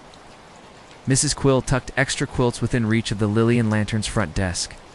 The cope radios crackled more than usual, and even the gulls argued closer to shore. By 4, the barometer in the museum lobby had dropped like a stone in a bucket, and by 5, Mara could feel the storm in her teeth. She stood at the front window of the Maritime Museum and watched the water go from choppy to intent. The wind wasn't howling, not yet. It would come later when the storm had gathered itself. For now it prowled, testing shutters, plucking at flag ropes, making the eaves mutter. Jonah came up behind her with 2 travel mugs and handed one. Over like a peace offering. You're talking about a hard blow, he said. Cope's putting a skeleton crew on the docks. Eli's on. He took a sip, then added, almost offhand, Carol called from the lighthouse. Said if things get spicy, she might close the tower to the public early and stay up there through the worst of it. For luck, she asked if you'd text her the revised night shift label despite the tightening sky. For luck. The compass in her pocket had grown warm from the heat of her hand. She could feel the edges of it through the fabric like a promise. By 6, rain began. Big drops at first, spaced out enough to count, then closer and closer until the street blurred and Harbor Street's bricks shone like polished stone. The museum closed early. The last stragglers hurried out under borrowed umbrellas, promising to come back after. The blow. Mara turned out the gallery lights, checked the windows one more time, and tucked the closed storm placard against the inside of the door. She should have gone home. Instead, she walked toward the point. It wasn't bravado that pulled her there, it was orientation. The lighthouse was where she wanted to be when the dark got loud. Not to watch something dramatic, but to learn how the keepers had done it, the steady work of tending when the weather decided to perform. The rain needled harder as she passed the cafe. Its windows glowed with the stubborn cheer of places that refused to be cowed by forecasts. She lifted a hand at the barista inside, who lifted his in return like a toast to anyone still out. At the path to the lighthouse, Eli waited in his hooded jacket, rain jacket dark with water, a coil of rope, looped over his shoulder because he seemed to consider rope one of the basic human accessories. He took in her windbreaker, the tote, the set of her jaw, and his mouth tilted in that half-smile that made room instead of commentary. Keeper, he said. Carol's inside. She asked for you. Asked. We called the coupé. Said if you were wandering around in this, we should point you uphill. Her words. She's a born stepstander. Send her up, despite the rain and the rising wind and the way thunder was already grumbling far out to sea. Mara felt a steadiness settle in her ribs. Let's go, she said. They climbed. The steps were slick but sound, and the wind threaded up the tower's throat like a low whistle. Carol met them at the service level below the lantern room where the keepers used to warm their hands. She had a rain cap pulled low over her hair and the brisk competence of someone who had led 4th graders. Through this tower on days when 40 tiny opinions battled for who got to ask the next question. Good, she said, seeing them. I was going to bar the lower door in 10 minutes. Glad I don't have to send the cavalry. Cup's got the docks, Eli said. Anything you need that 2 extra people can do? We're here. Carol nodded toward the spiral. We're on generator power already. If the main grid drops, we'll be fine. The lantern's solid. What I need is eyes and hands. One of you in the lantern room with me, one on the service level to keep an eye on that little tantrum of a window that likes to rattle if the wind swings northeast. And logs. She tapped the keeper's book on the table, a modern 3-ring binder. Not nearly as romantic as the leather one in Mara's tote, but wholly in its own way. We record. Always. I'll take the service level in the log, Mara said, without hesitation. And I brought this. She pulled the old notebook from her tote and set it beside the modern binder. It looked like a grandfather putting a hand on his grandson's shoulder. Carol's expression softened. "He'd approve," she said, as if she knew exactly whose handwriting lived inside that leather. "Okay, let's do our shift." The storm arrived like a guest who didn't knock. One moment the wind was an argument and the rain a hard insistence. The next, the beam of the lighthouse vanished into a white wall that had been far off and was now right up against the glass. The tower shuddered not dangerously, Carol said, but with authority. Eli took the lantern room with Carol, checking the panels, minding the mechanism. Mara stood on the keeper's step, 2 flights below, with the log on a narrow table, a pencil tucked behind her ear, and the compass open by her hand like a small, steady witness. Outside, the wind swung toward the northeast, just as Carol had predicted. The little window rattled like a nervous heart. Mara set her palm against the frame and felt the vibration through her bones. "Not today," she said to it, and tightened the latch with the small wrench Carol had left for exactly that job. A wave boomed far below against the base of the point. A deep vibrato rolled up through the stones and into her legs. She breathed with it count in count, outmatching herself to the tower's old rhythm until her pulse learned it. Lightning spidered across the sky. The thunder clapped close on. Its heels, the main power grid went.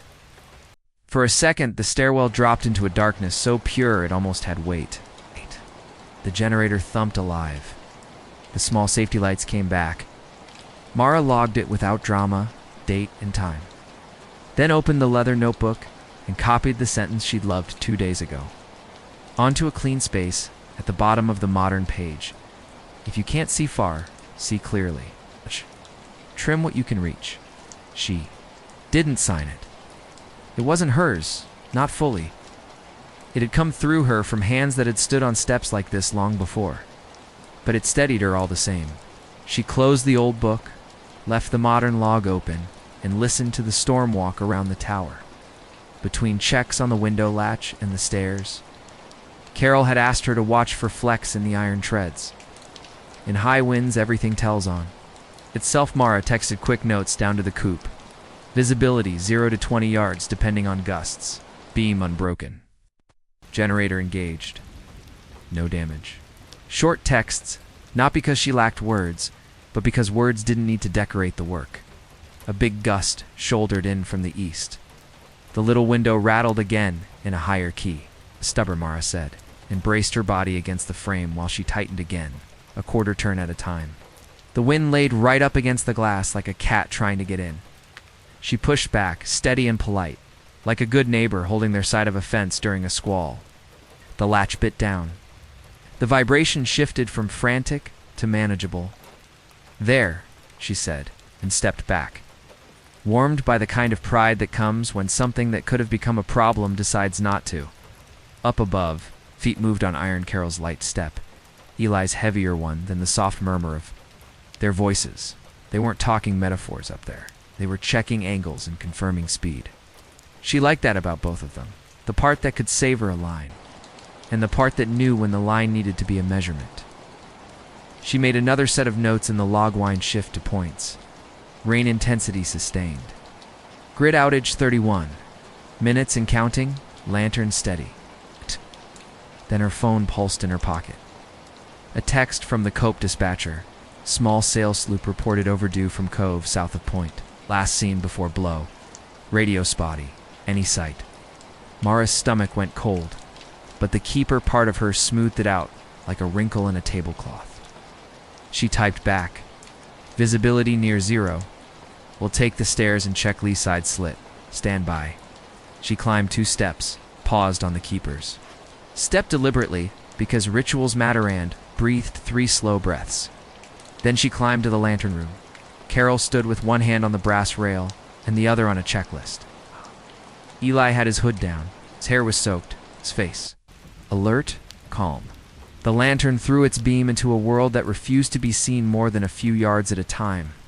It was like watching a hand reach into fog and then disappear. "Cope's looking for a small sloop," Mara said without preamble. "South Cove overdue. Radio's unreliable." Carol's eyes sharpened. She turned to Eli.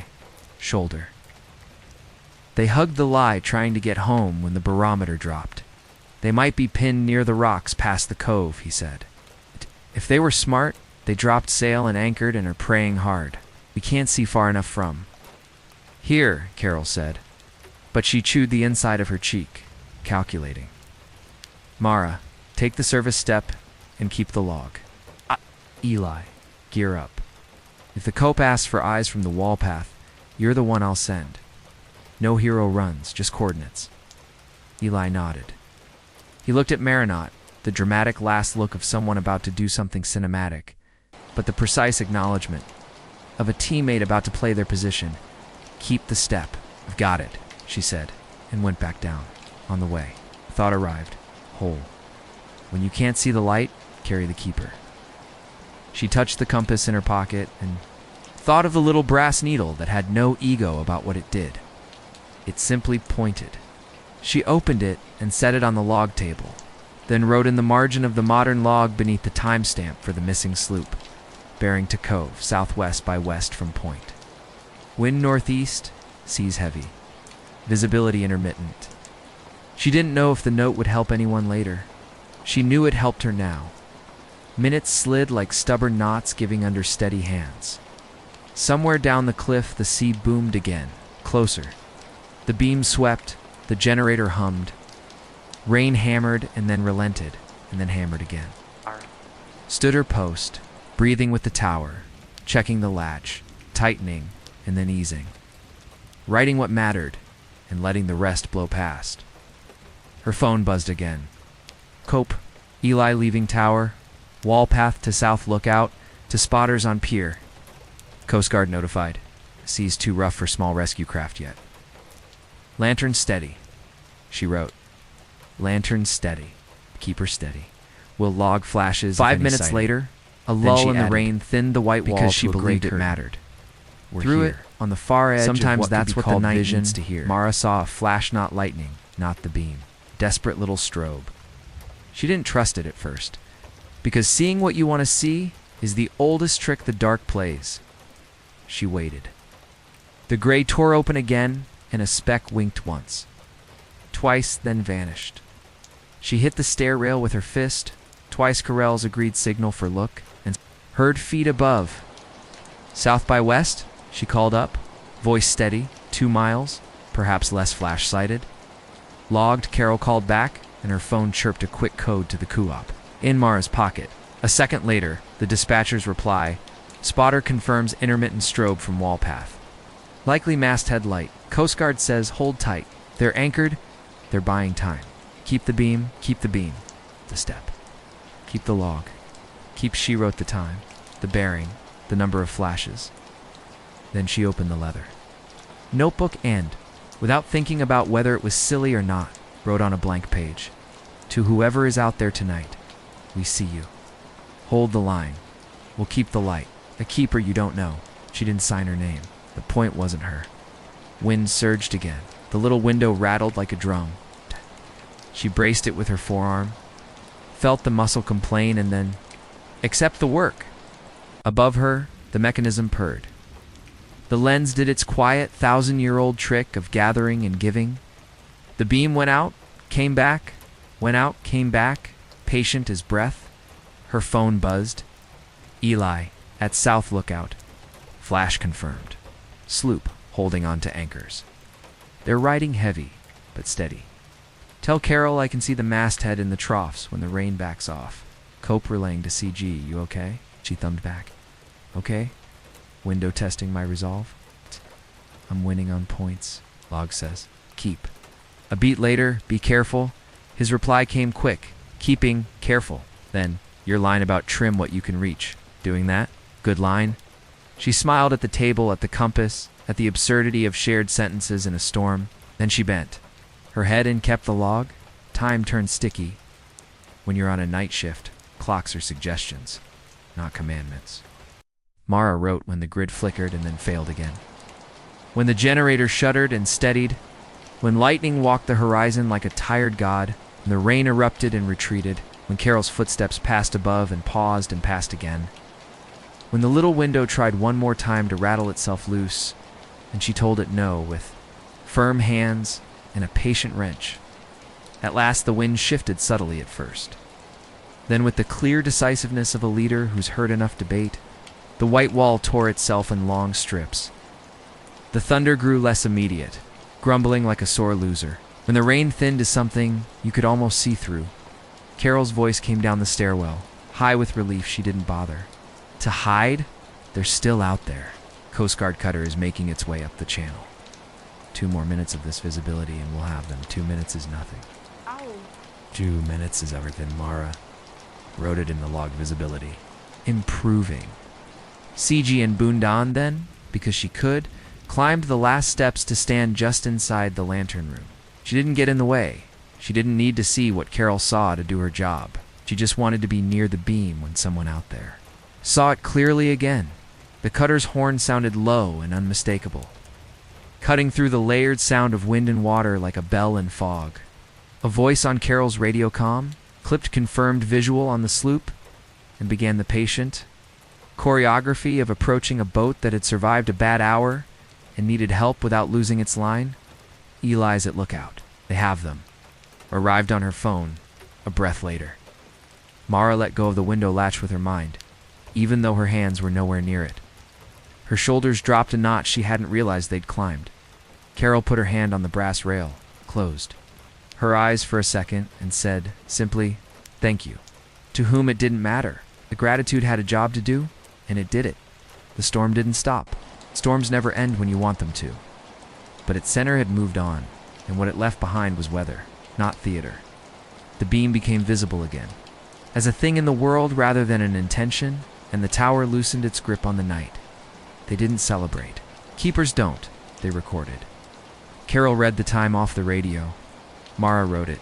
Sloop under escort, lantern steady. Grid still down. Generator holding. Keeper's step occupied. After another half hour, Eli's footsteps returned, steady down the stairs. He came into the service level with rain glittering in his hair and a grin he couldn't be bothered to suppress. "They've got them," he said, as if Mara hadn't just written the words. "They're bringing them around the point to the lie. No injuries. Just a lot of relief and the promise someone will buy the Cope coffee for a week." Mara's answering smile felt like it belonged to her whole body. "You okay? Fine?" he said. "Better than..." Kept my step. He looked at the compass. Opened beside the log and put a finger respectfully beside it, not touching the glass, just acknowledging it like a witness at a ceremony. "You kept the step." "I did," she said. It helped to be told that was enough. "It's more than enough," Carol said from the stair. Firm with the authority of 1,000 student field trips and 100 quiet nights. People always want to be the light. The job 90% of the time is to keep it. The 3 of them stood a moment with that truth, and Carol clapped once, decisive. "We'll stay on until the grid's back. After that, go home and sleep. Keepers don't turn martyrdom into a hobby." Hours later, how many, Mara couldn't have said the town side back to life. The grid returned in a ripple, block by block, house by house. Somewhere in the square, a cheer went up because someone always cheers when the lights come back. As if civilization itself had been briefly misplaced and then found beneath a cushion. The rain softened to a polite patter. The tower's hum eased into the background sound of a machine that knows it's off the hook for the night. They closed the log with the care of people, who know paper can carry a night longer than memory. Carol locked the lantern room, checked the service level window a last time, patted the keeper's step the way you pat a dog who has done its trick and deserves a biscuit. At the door, she turned to them. "Good shift," she said. "If either of you ever wants to volunteer for the boring kind, I'll take your names." "Put us down," Eli said, without consulting Mara, because he knew. "Put us down, Mara." Echoed outside. The world looked scrubbed. Not Clinstorms don't tidy, they rearranged but clarified. The horizon was a darker line now. Honest, no tricks. The air had that charged aftertaste that follows lightning. They walked down the path together without speaking. When they reached the edge of the square, Eli turned to her like a magnet finally allowed to point north. "Come have tea," he said. "Or sit while I make it." You look like a person who has earned sitting. She thought of her small kitchen. The table where she'd learned sentences that tasted like lamp oil, the way a house holds you when you come in from weather. She thought of the compass still warm in her pocket, the log entry with her handwriting and the old keeper's words threaded together. The way her forearm would probably bruise where the window had tried to teach her about force and she had answered with steadiness. She thought of sleep and how it would come hard and grateful. Yes, she said simply. Tea. His place was a narrow second floor, flat above the hardware store, with windows that looked over the square and a kitchen that made efficient use of every inch. Coils of rope hung like art from two hooks. A chart of the harbor took up most of the one wall, and the radio on the counter murmured updates from the cope in a tone that implied everyone had done well and nobody was going to make a big deal out of it. He took her wet jacket, handed her a towel, and put the kettle on with the domestic competence of someone who had lived by himself long enough to know exactly. They stood the mugs were close without thinking about but not touching. Asterisk. Listening to the kettle work up to its line, and to the town rediscovered the electricity it had briefly misplaced. When the whistle came, it sounded civilized in a way the night had. Not Ben, he poured, handed her a mug. She wrapped her hands around it and felt heat travel into the places the storm had made cold. Good shift, he said lightly, and then less lightly. Thank you. For what? For keeping. He met her eyes. Not performative, just true. For being the person on the step when the window rattled. She laughed softly at the specificity. You're welcome. You're the person on the path when the strobe appears. We make a set, he said. They sat at the small table by the window. From here, Mara could see the top of the lighthouse if she leaned, the glass catching the moon that had finally decided to show up late and unapologetic. The square below glistened. Somewhere someone turned on Motown again, because that's what people do in Willow Harbor when they need to reset a day. Mara touched the compass where it rested on the table between them. I wrote a thing in the log, she said, and told him about the line she'd copied, about the little unsent note to the boat in trouble. She didn't tell him she'd wanted to sign her. Naaman hadn't. That part felt like a good private choice. He listened the way he always did twice, and then silently the third time for good measure. That boat won't ever know, he said finally. But you will. And the tower might. And the cat at Lily and Lantern, she added, because humor keeps bruises company. Scone knows all, he grinned. He's probably already writing his own log entry. They drank. They sat. The storm ended itself in proper increments. When the mug was empty, Mara didn't reach for her jacket immediately. She put her hand, palm up on the table. Eli didn't make it a moment. He just set his hand in hers like a tool, returned to the place it belonged. No speeches, no grand plans. Just that small, exact contact that says, we did a real thing together, and I know who. You are when the night gets loud. After a while, she stood. I should sleep, she said, apologetic not because she was leaving, but because leaving good company always deserves the soft courtesy of regret. You should, he agreed, and stood too. Walk you. It's 1 block, she said. Then, a beat later, because the night had taught her the value of accepting help without making a narrative out of it, yes. They stepped out into a town that had set its shoulders back and decided to keep going. The lighthouse breathed, squares shone, the air tasted like new metal and sea.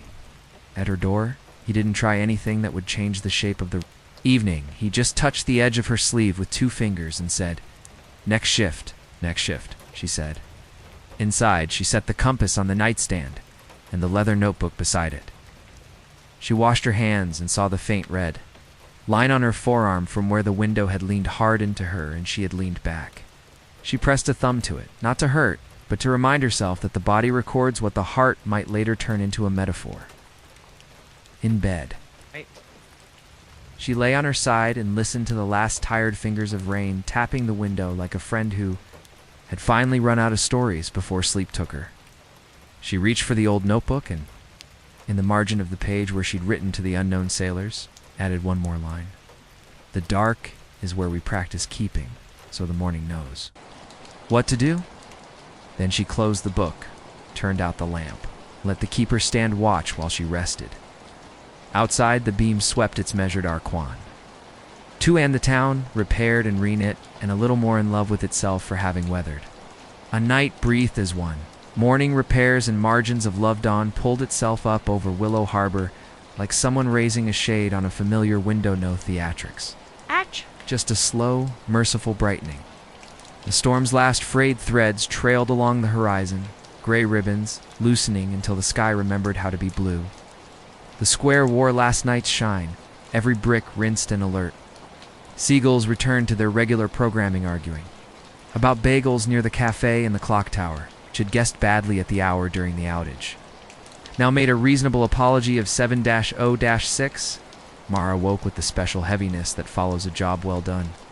Not exhaustion exactly, more like the weight of a quilt after a long drive. Her forearm held a faint bruise where the window had tested her and she'd tested back. She brushed her fingers across it and felt not injured but documented. The compass sat where she'd left it on the nightstand. The notebook lay beside it with her last sentence, "The dark is where we practice keeping." So the morning knows what to do dry on the page.t. Toast. The house soft with the sound of a town rethreading itself. She texted Carol, "Thank you for the shift. I wrote up the notes we said we'd add to the draft labels. We'll swing by after the museum opens." Carol sent back a sticker of a lighthouse with an exaggerated wink and the words, "Good keepers sleep in the daylight. Take a nap later." She stepped out into air that tasted faintly metallic from the storm, and clean otherwise. The cafe doorbell miraculously had survived the blow and jingled like nothing bad ever happened in the world. Lifted a blueberry muffin as if it were a trophy held aloft after a quiet victory. "Cop said your crew kept the beam," he said. "Free for public servants." "I'm not that," Mara protested automatically. Even as her hand reached of its own accord. "Keepers count," he said, unbothered. "And people who hold windows where windows want to misbehave." Eli said. "He would," she said, "but..." The edges of her mouth wouldn't stop their upward trend.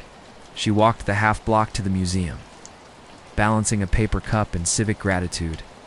Jonah had beaten her in and was rearranging a small fleet of sawhorses near the front, a roll of caution tape over his shoulder. "Roof dripped a little over the east case," he said, "so I'm forcing visitors into an accidental detour they'll interpret as intentional design. Your labels survived. Your night shift concept got an idea." "Shoot," he tapped the east wall. "We build a narrow keeper's corridor that funnels folks past the Fronell and up to a waist-high station, with two small shelves. One holds a reproduction of the old notebook with blank pages in the back. The other holds small, decent pencils.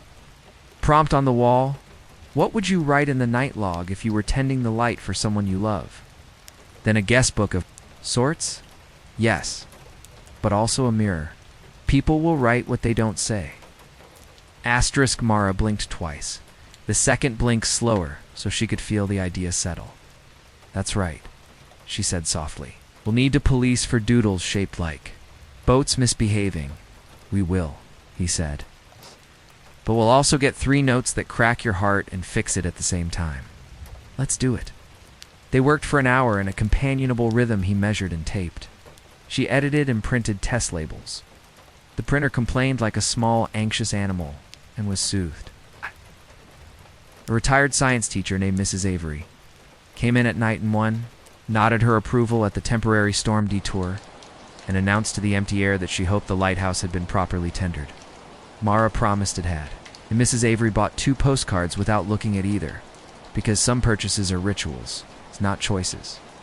At 10:15, the Lillian Lantern's phone number flashed on Mara's screen. She answered with an unearned sense of being expected.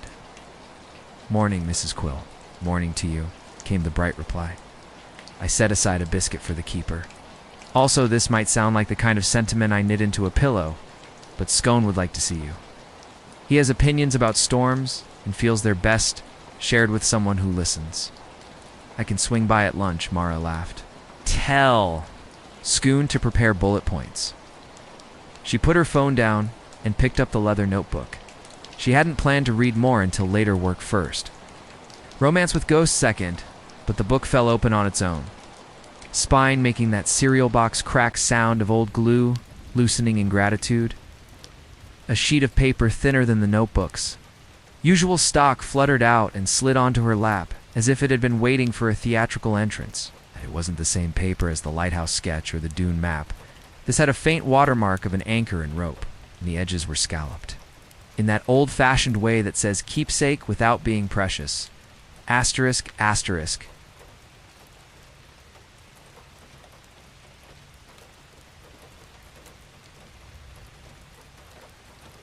At the top, in the same neat hand she had begun to recognize as the keeper's, was written, "For when the storm has already told you who you are," below it. A letter.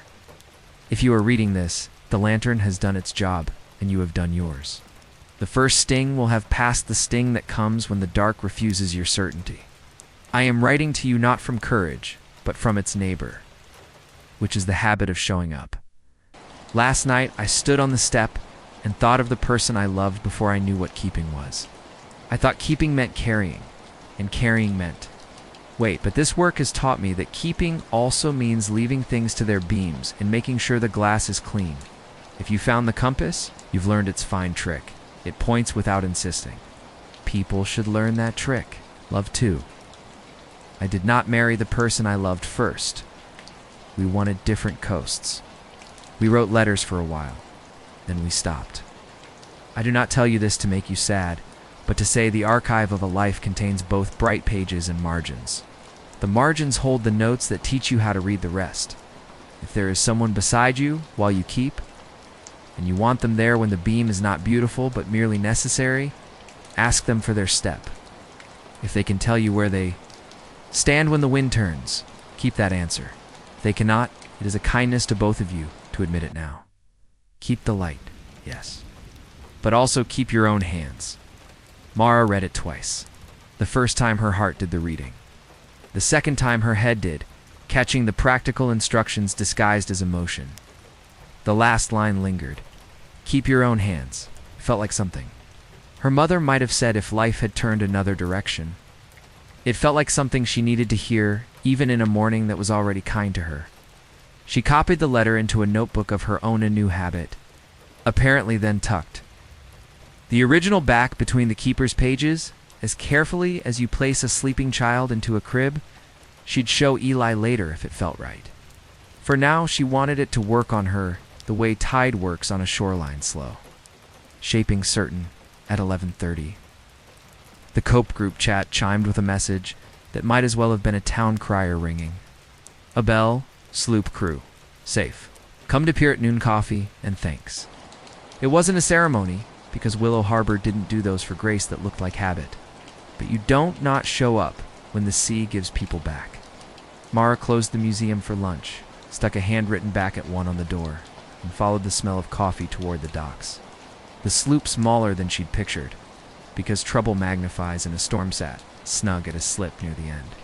Two soaked-looking men in borrowed sweaters stood awkwardly near a folding table bearing donuts that had seen better mornings. The Coast Guard cutter bobbed farther out like a parent doing the school pickup. Eli leaned against a piling hair. Behaving like hair does after a long night. Honest. He saw her and lifted a hand in a gesture that meant both, there you are, and everything's okay. She went to stand beside him, feeling rather than seeing how the distance between their shoulders had shortened since the night shift. Hey, he said softly, keeping the quiet dignity of the moment intact. Carol said she cried for 11 seconds and then interviewed the generator like it was a celebrity. You good? I'm good, she said, and meant it without caveats. I found another letter in the notebook later. I'll show you. It's the kind you read and then you're a slightly different person? Excellent, he said, eyes warming. I like slightly different. Slightly different built this town. The coop dispatcher said a few words, notably short. Properly grateful, then gestured to the sloop skipper. A man with cheeks still blown raw from salt wind and eyes that had the stunned shine of a person who's just collected all the versions of a life he almost didn't get to live. He thanked everyone with sentences that kept failing on him and restarting, the way voices do when they're busy not crying. He said light 3 times in 2 minutes, first about the lighthouse, then about the cutter, then about the people who, keep... There was a soft, unembarrassed sound from the crowd, like a collective throat clearing at a wedding. Coffee's not good, someone announced. That's how you know you're loved, Laughter Donuts found. Holmes, the Cope's dog, who definitely wasn't a Cope employee, but attended every official event like one made a circuit. Checking for dropped sprinkles and handouts disguised as accidents, Eli plucked a donut hole and handed it to Mara as if feeding a bird. She took it, and without moving her head, let her shoulder lean a quiet half-inch into his. His shoulder stayed. They walked back toward the square together when it felt right to leave, saying the kind of nothing that keeps important things safe until you have a better room for them. At the corner by the hardware, Eli paused, glanced, up at his windows, then at her.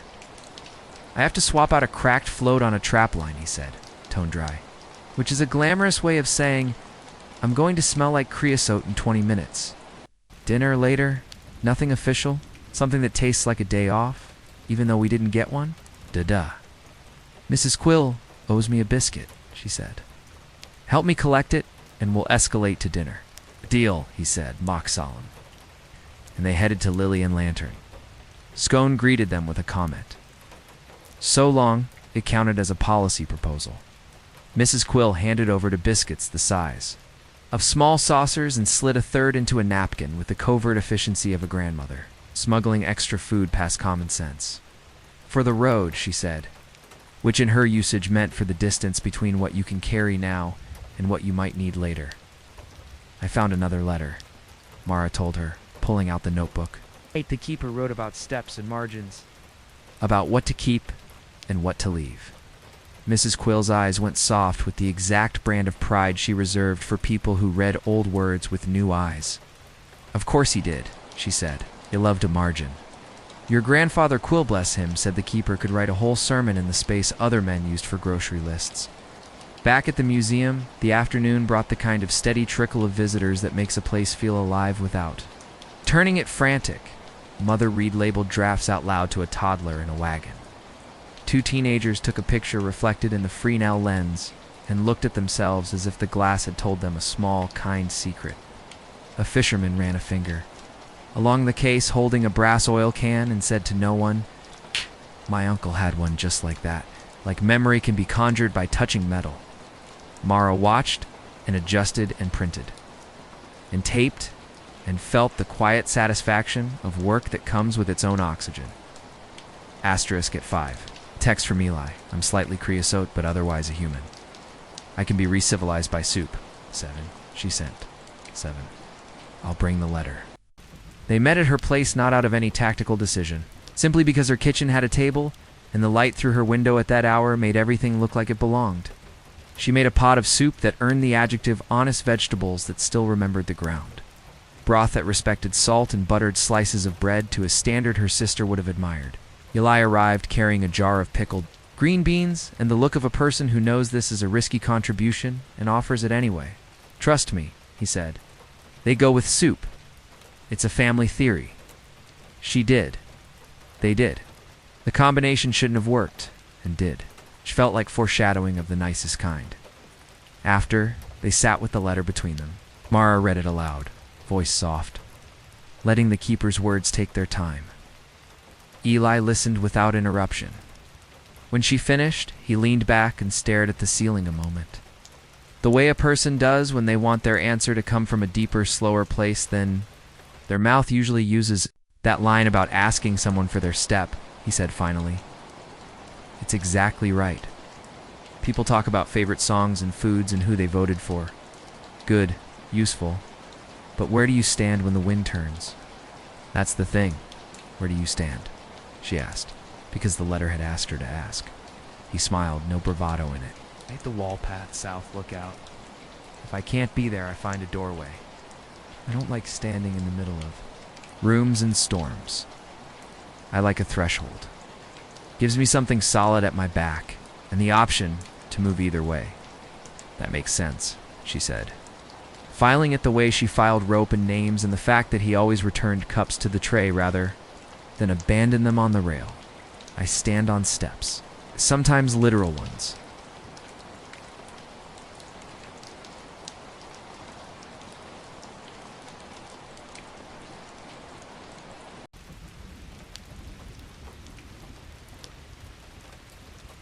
You do, he said, with the fondness people earn by proving themselves in weather. He looked at her, then not the polite glance. It's not the shared joke look, but something more deliberate. Do you want to take the keeper's advice the rest of the way? He asked. There was no swagger in it, no testing. Just an invitation to clarity. I want to be there on your boring nights and your windy ones. I want us to keep the same log. If that's not what you want, I want to know now. Because the margins matter. She felt the answer gather in her, like weather formed from a dozen small changes in pressure she'd noticed only as a mood until now. Not a sudden storm. Front approaching steadily for days. Yes, she said. Royce didn't wobble. I want that, Kay, he said, and exhaled a breath that sounded like gratitude unpacking a suitcase. He reached across the table, palm up. She set her hand in his and felt unmistakably like she had placed a tool in the right drawer. They didn't kiss immediately. The evening didn't need that to validate it. They signed the guest log of each other's next day instead. He told her he'd be at the Cope early and free at 3. She told him about the installers coming with the first of the new cases. He promised to bring coffee and to admire labels with the appropriate amount of reverence. She promised to not let a ladder seduce her into reckless solo heroics. They made the kind of plans that look small and are the only plans that mean anything. Later, when the dishes were done and the kettle did its civilized whistle, he stood beside her at the sink and put a hand at the small of her back, just enough pressure to say we stand in the same doorway. She turned, met his mouth with hers. And the kiss was exactly the right size for a night after a storm and a morning spent keeping. Warm, steady, unshowy, honest. When it ended, both of them looked it in the eye as if to say, we'll keep you. Before he left, he pointed at the leather notebook on the table. You know what I hope? He said. What? That in 50 years, some kid finds your margin notes and thinks, I want to be the kind of person who writes that sentence before trimming a wick. She laughed because it was too generous, and also because it might not be. Then I better give them something to find, she said, and wrote beneath the keeper's letter in her own hand. Ask for their step, offer yours. Keep your own hands. He read it, kissed her temple in a way that made the day shift into the kind of evening you. Remember when the next storm threatens, and said, next shift? Next shift, she echoed.